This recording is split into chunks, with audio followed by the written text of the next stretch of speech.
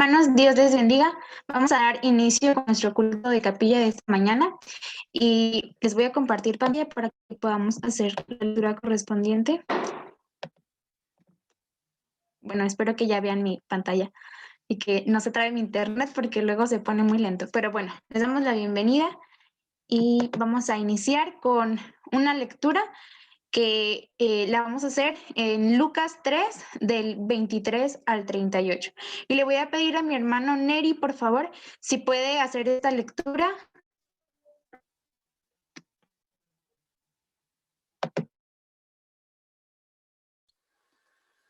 Dice así la palabra de nuestro Dios.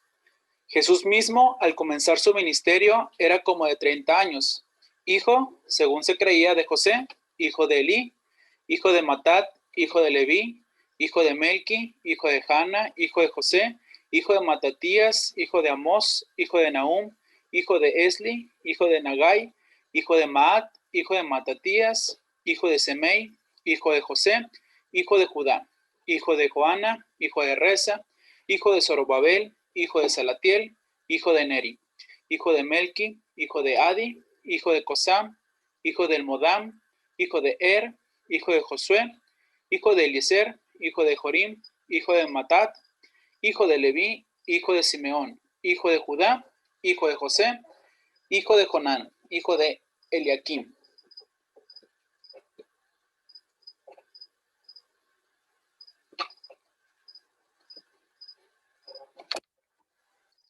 Hijo de Melea, hijo de Mainán, hijo de Matata, hijo de Natán, hijo de David, hijo de Isaí, hijo de Obed, hijo de Boz, hijo de Salmón, hijo de Nazón, hijo de Aminadab, hijo de Aram, hijo de Esrom, hijo de Fares, hijo de Judá, hijo de Jacob, hijo de Isaac, hijo de Abraham, hijo de Taré, hijo de Nacor, hijo de Serug, hijo de Ragau, hijo de Peleg, hijo de Eber, hijo de Sala, hijo de Cainán, hijo de Arfaxad, hijo de Sem, hijo de Noé, hijo de Lamec, hijo de Matusalén, hijo de Enoc, hijo de Jared, hijo de Mahalalel, hijo de Cainán, hijo de Enos, hijo de Set, hijo de Adán, hijo de Dios. Muchas gracias, Neri. Vamos a hacer una oración por la predicación de esta mañana y por el predicador también que nos va a compartir. Le voy a pedir a mi hermano Yair, por favor, si nos puede apoyar con la oración. Sí, vamos a orar. Señor, te damos muchas gracias por este día y gracias te damos porque podemos escuchar tu palabra. Gracias te damos porque sé que el día de hoy traes un mensaje para nosotros. Ayúdanos a entender tu palabra, a recibirla. Usa, Señor, a quien esté a cargo, Señor, de compartir tu palabra. Y agradecemos porque nos sigues transformando y nos sigues formando para ser mejores siervos, para darte la gloria a ti, Señor. Y nos ponemos en tus manos, en Cristo Jesús. Amén. Doy tiempo para el predicador. Hermanos, buenas tardes. Es un gusto volver a verlos, aunque sea a través de este medio. Pues ya leímos el pasaje, Lucas 3, 23 al 38. Este sermón se titula Vínculos de una generación, genealogía victoriosa. Y bueno, normalmente las genealogías se pasan por alto en las escrituras. Desde Génesis en adelante tenemos muchas genealogías y en el Nuevo Testamento particularmente de la persona de Jesús. Pero para entender qué es una genealogía, bueno, es un registro de los antepasados nuestros en términos de linaje, es decir, o filial. Cuando hablamos de genealogía, normalmente nosotros que estamos en el presente miramos por un retrovisor a nuestra historia. Y bueno, recuerdo que de niña me preguntaba mucho de qué tribu venía, esperando encontrar personajes maravillosos en mi propia historia, pero todas las personas eran profundamente defectuosas en toda mi genealogía, como nosotros. Es decir, la característica de cualquier árbol genealógico era obviamente de que eran pecadores y que eran personas igualmente pecadores como nosotros. Además, en la misma Biblia nosotros tenemos ejemplos claros de lo que estamos diciendo respecto a la imperfección, es decir, a la pecaminosidad de los antepasados. Y bueno, consideramos, por ejemplo, a Taré, padre de Abraham, que era un idólatra. Abraham, mentiroso, al menos al principio de su desarrollo espiritual. Jacob, tramposo. Judá se juntó con prostitutas, David, adúltero e igualmente asesino. Todas estas personas, sin excepción, muestran su condición pecaminosa hasta Adán. Obviamente, hasta ahí llegamos todo árbol genealógico, de cualquier persona en cualquier parte del mundo, de cualquier condición social, llega definitivamente hasta Adán, el padre de la raza humana. En el sentido terrenal, en la raíz del principal árbol de la familia, como cualquier genealogía. Bueno, el que está en el Evangelio de Lucas registra también una larga fila de pecadores, de tal manera que cuando consideramos nosotros nuestra genealogía, siempre vamos a mirar hacia atrás y vamos a ver un reguero de pecado, porque eso somos desde que fuimos engendrados en el vientre de nuestra madre hasta llegar inclusive a Adán. Lucas relata el Evangelio con un orden histórico para afianzar que el Evangelio de Pablo es el mismo Evangelio de Dios. Dios tenía un plan para alcanzar a los gentiles con el Evangelio, que no comenzó con Pablo, sino con Jesús. El primero en llevar el mensaje a los gentiles fue Pedro, y Pablo toma el relevo. Lucas evidencia la continuidad histórica y teológica del mensaje del Evangelio. Lucas nos presenta a Jesús como la única respuesta para la humanidad que carece de esperanza. Es una recopilación este libro cronológica para evidenciar la realidad histórica de Jesús. Esta genealogía, en lugar de ser una de muerte y deshonra, viene a ser una de vida y de gloria, y es significativo, y esto debemos tenerlo siempre en mente cuando vayamos a revisar este texto. Bueno, vamos a tener en cuenta este pequeño breve contexto para poder entender un poquito más y aplicarlo a nosotros en el día de hoy, que estos vínculos que se aprecian en esta genealogía en conjunto son una buena descripción de Jesús el Mesías y de lo que el Señor Jesucristo es e hizo por nosotros. Así que los invito a mantener su Biblia abierta en Lucas 3, 23 al 38. Aquí tenemos entonces el árbol genealógico del Señor Jesucristo y hay 4 relaciones que muestra humanamente de dónde viene el Señor Jesucristo y también del punto de vista divino. Vamos a comenzar de abajo hacia arriba. Entonces, Neri, dale siguiente, por favor. Y el primer vínculo que encontramos es como hijo de Dios, un vínculo como hijo de Dios en el versículo 38. Comienza con Jesús y termina con hijo de Dios. Y esta es la relación, la filiación, el vínculo más importante, obviamente, en el Señor Jesucristo. Y esto es lo que marca la diferencia. Porque si Jesús solamente fuera hijo de Adán, que no tendría mayor significado ni significación y mayor trascendencia, por eso lo primero que vemos es a Jesús como hijo de Dios. Es muy interesante que Lucas lleve la genealogía partiendo de Jesús hasta el mismo Dios.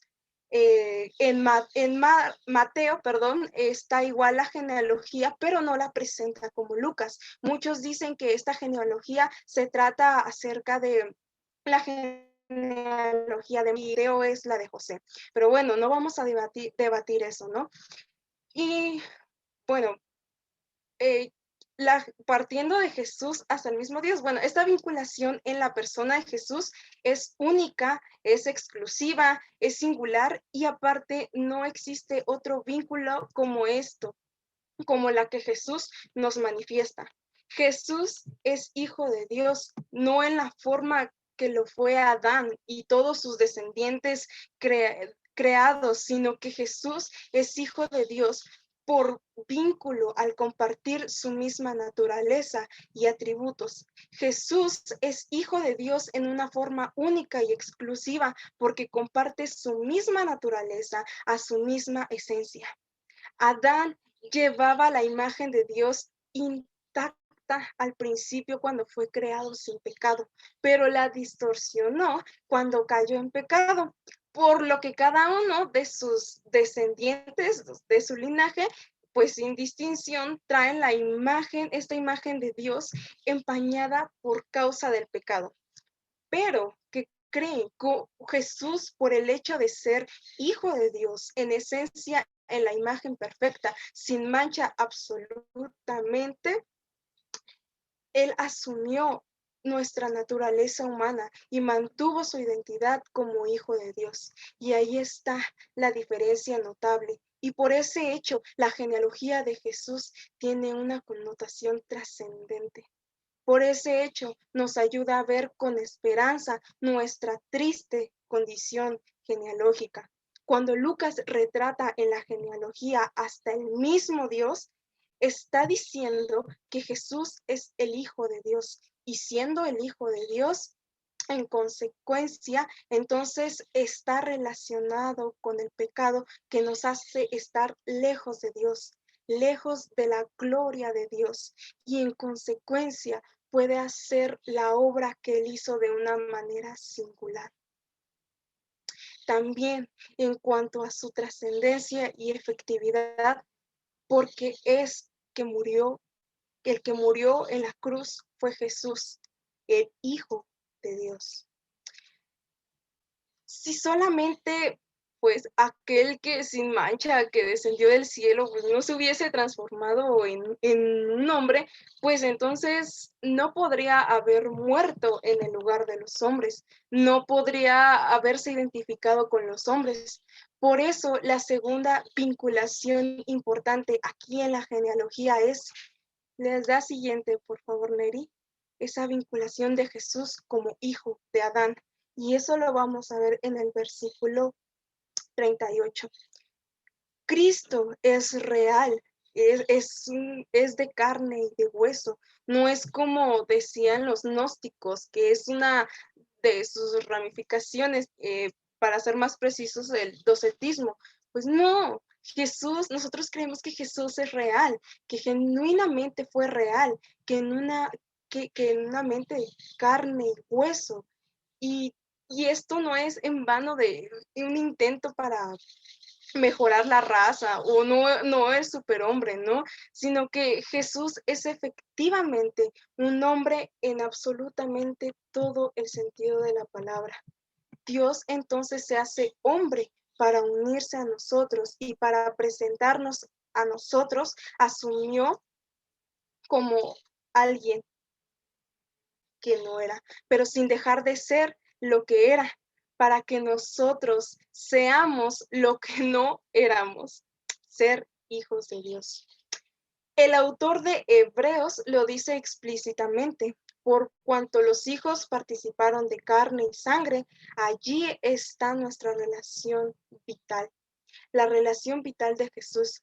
Y quiero decir, con Adán, él también participó de lo mismo, para destruir por medio de la muerte al que tenía el imperio de la muerte, esto es, al diablo, y librar a todos los que por el temor de la muerte estaban duramente toda la vida sujetos a servidumbre, como lo dice Hebreos 2, de 14 al 15.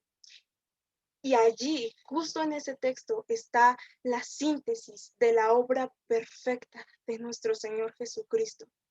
Tenemos genealogías, muchas, pero ninguna de ellas nos otorga las credenciales o la autorización para ser el Hijo en términos singulares de Dios. Es simplemente a través del Hijo de Dios, del descendiente de Adán, del punto de vista humano en el que recibimos nuestro papel en la familia de Dios. En un sentido, la única genealogía que importa y es la que nos conecta con Jesús. Es esa genealogía. Todas las demás no tienen ningún sentido. Estar en Cristo Jesús cambia absolutamente nuestra genealogía de desesperanza en una genealogía de esperanza, de certeza, honor. Esto es lo único que trasciende y por eso es que es tan importante la predicación del Evangelio de Jesucristo.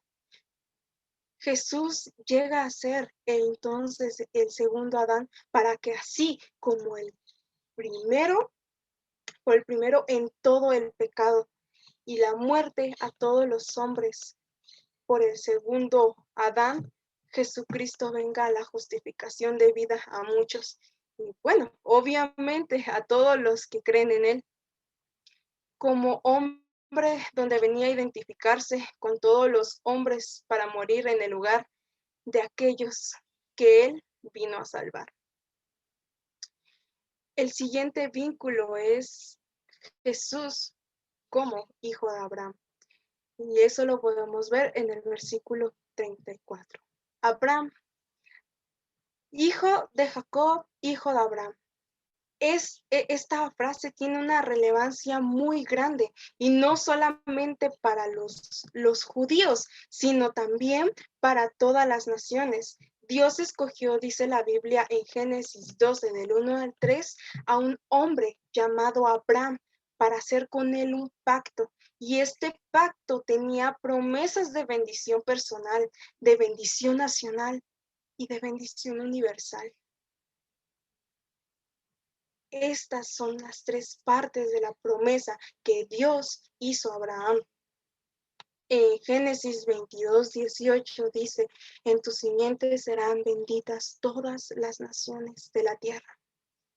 Y es por eso, hermanos, que decimos que es una promesa de bendición a nosotros. A esta promesa también se hace referencia Pablo en Gálatas 3:16. En Abraham fueron, hechas las promesas y a su simiente. Y fíjense que no dice y a la simiente, como si hablara de muchos, sino es de uno solo. En términos de esta promesa universal, pues obviamente pues se cumple en la persona del Señor Jesucristo, ¿no? Los gentiles hemos sido injertados o han sido injertados en la bendición junto a los judíos que creen en Jesús. Cualquiera que confía en Jesús se convierte entonces en hijo de Dios, como lo dice Romanos 4:11. Gálatas 3 del 26 al 29 también lo dice y forma parte entonces de esta línea de la promesa, de tal manera que ya no es relevante el linaje del cual procedemos. Ya no voy a pensar de qué tribu soy, de qué linaje soy, ¿no? Como lo hacía de chiquita. Porque si recordamos o si ha leído Lucas, Juan el Bautista, cuando predicaba, decía que ellos tenían su esperanza. Y él le hablaba también a los judíos, que los que eran pues hijos de Abraham, ¿no? Pero Juan también les decía que tenían que arrepentirse y tenían que creer en el Señor Jesucristo, que no importaba el linaje o la procedencia o nuestra genealogía. Si no estamos en Cristo, eso debería de preocuparnos, ¿sí? Porque si estamos en Cristo, entonces nosotros tenemos la bendición de Abraham sobre nuestra vida. La promesa se cumple perfectamente en cada uno de nosotros, independientemente de la etnia o de la nación a la cual pertenecemos. Si estamos en Cristo es suficiente, lo es. Estar en Cristo es suficiente. Y ¿saben qué? Esto es realmente maravilloso, porque el Evangelio llegó hasta lo último de la tierra y nosotros somos parte de lo último de la tierra y nosotros deberíamos estar agradecidos a ese Dios maravilloso que se hizo hombre, que se identificó con nosotros como un descendiente de Adán, pero sin pecado. Jesús vino a socorrer a la descendencia de Abraham. Y eso lo dice Hebreos 2:6.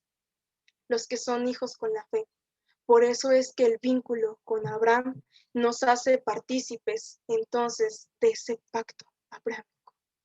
Y es maravilloso, realmente maravilloso. El cuarto vínculo de esta genealogía es Jesús como hijo de David, el versículo 32. Tal como el ángel Gabriel anunció pues a María, ¿no? En Nazaret respecto de Jesús, y el Señor Dios pues le iba a dar el trono, ¿no? De David su padre, y iba a reinar sobre la casa de Jacob para siempre. Y dice Lucas 1 de 32 a 33 que su reino no tendría fin. Notemos que lo que dice, ¿no? O sea, notemos esta parte. Y el Señor Dios le dará el trono de David, su padre. Y ahí está el vínculo, claramente. El trono de David, su padre. Pues obviamente, cuando dice padre, no significa que es una relación inmediata, sino que tenían la costumbre los judíos de decirle así a sus antepasados. Y bueno, el texto sigue: y reinará sobre la casa de Jacob para siempre, y su reino no tendrá fin. El linaje real de Jesús en su humanidad procede de ser descendiente de David, y eso bien lo sabemos.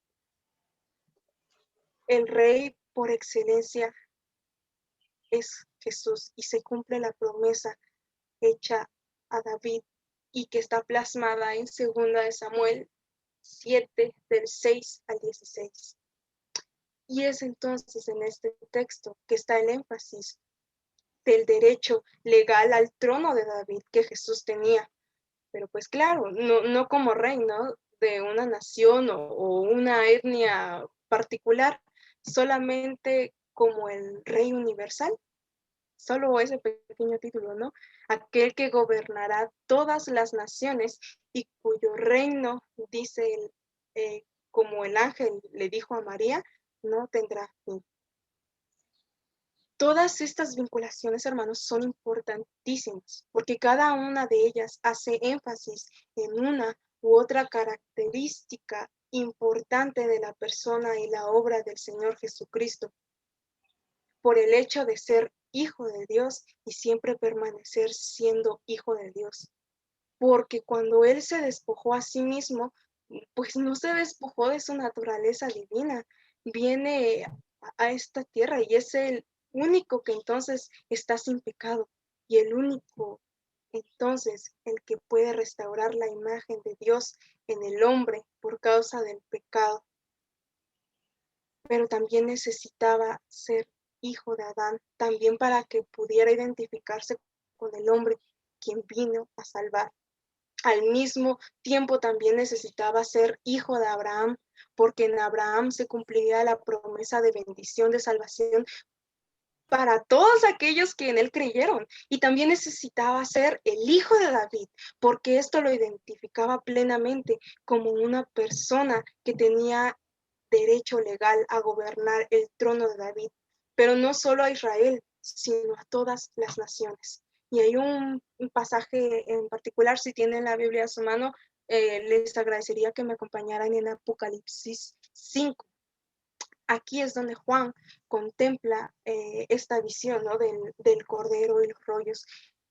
Y bueno, en lo que relata Juan, esta visión celestial, como el Señor Jesucristo, pues dicen varios comentaristas, ¿no? Que se sintetiza estas 4 vinculaciones, aunque no explícitamente en todos, pero sí implícitamente están las 4 vinculaciones. Y hay una parte del texto que dice: delante de él, de este cordero, como inmolado, todos se postran en adoración, como digno hijo de Dios, porque ningún otro ser humano se le permite en la Biblia ser adorado.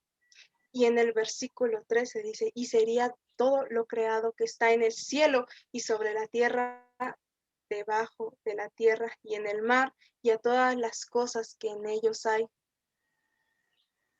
Hoy decir al que está sentado en el trono y al Cordero sea la alabanza, la honra, la gloria y el poder por los siglos de los siglos. Los 4 seres vivientes decían amén, y los 24 ancianos se postraron sobre sus rostros y adoraron al que vive por los siglos de los siglos.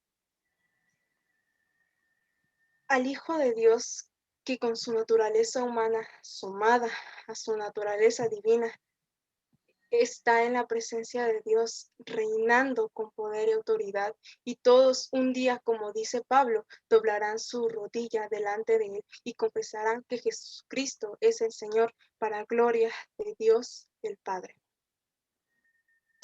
Y bueno, ya como conclusión, la recapitulación nos dice que vimos 4 entonces vínculos que sintetizan lo que es la persona del Señor Jesucristo, y también sintetiza lo que es la obra y el alcance del Señor Jesucristo. Y esto realmente es lo más extraordinario, hermanos. ¿Cómo puede ocurrir una situación de esa naturaleza? Simplemente es imposible. Si Él no fuera el Hijo de Dios en términos singulares, es imposible si Él no se hubiese hecho hombre para ser un descendiente de Adán. Es imposible si Él no hubiese venido como un descendiente de Abraham para cumplir la promesa de bendición, de salvación a todas las naciones. Y es imposible si Él no hubiese venido como el Hijo de David para tomar el reino que legalmente le corresponde como Rey de Reyes y Señor de Señores. Y solo Cristo, hermanos. La persona del Señor Jesucristo sigue siendo el centro de la Biblia, sigue siendo el centro del plan de Dios, sigue siendo la razón de ser y de existir de la obra redentora, y en consecuencia, ese es el Señor que nosotros debemos proclamar con autoridad de todo el tiempo, en todo momento. Más en estas circunstancias donde la gente pues está tan atemorizada, ¿no? Tan temerosa, y pasa por una serie de circunstancias en las cuales pues estamos viviendo todavía, ¿no?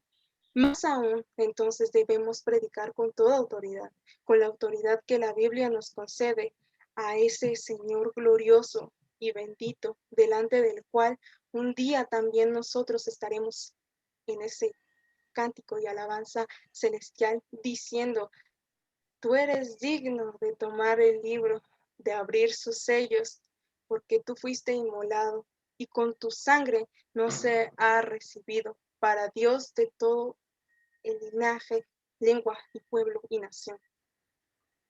Hermanos, los invito a ver a Jesús como lo más importante, ya que no hay ninguna persona más trascendente que la persona de Jesús. Solo el Señor Jesucristo, que cambia nuestra triste genealogía en una genealogía de gloria. Solo el Señor Jesucristo. Y por eso a Él debe ser la honra, la gloria y la alabanza. Y que solamente con Jesús tendremos vínculos de una genealogía victoriosa. Oremos, hermanos.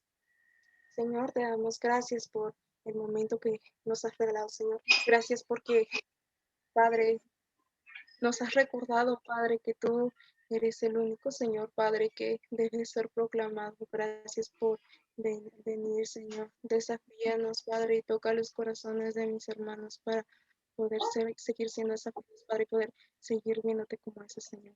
Padre, en el nombre de Jesús. Amén.